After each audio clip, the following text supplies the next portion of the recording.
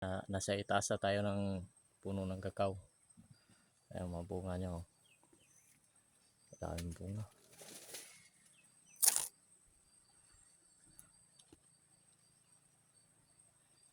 Itaas tayo. Oh. Design natin.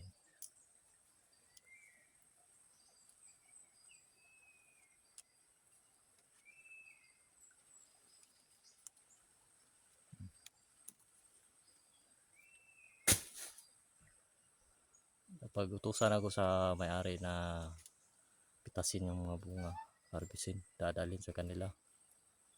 Kaya ito, pinuntahan ko para makuha ko lahat yung mga bunga niya.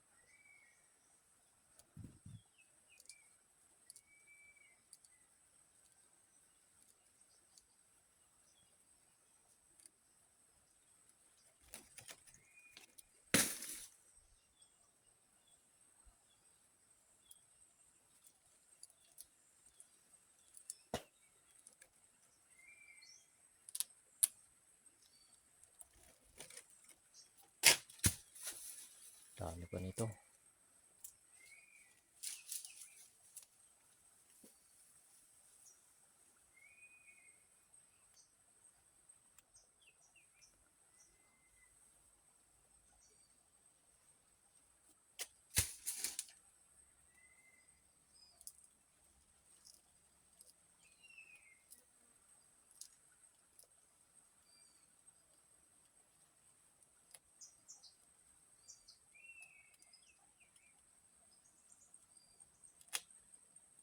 Itong puno na kakao na to, tagal na to.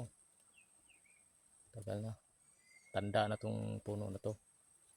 Nagtanim nito yung lola ko, yung mama ng mama ko, yung nagtanim nitong kakao. Medyo may katandaan na. Kaya yung ibang mga bunga may mga sira, batikol. Pinipilian na lang yung maganda. Yun ang kukunin, dadalhin, bibilad, tapos gawing tabliya, ginagawang tsokolate.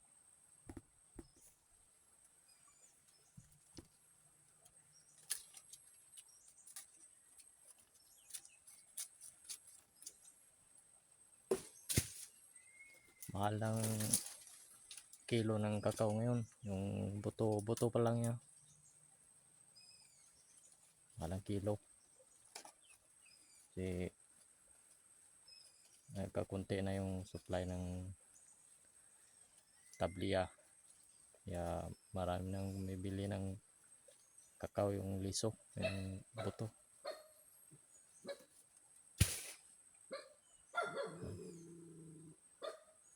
Harvestin natin lahat to.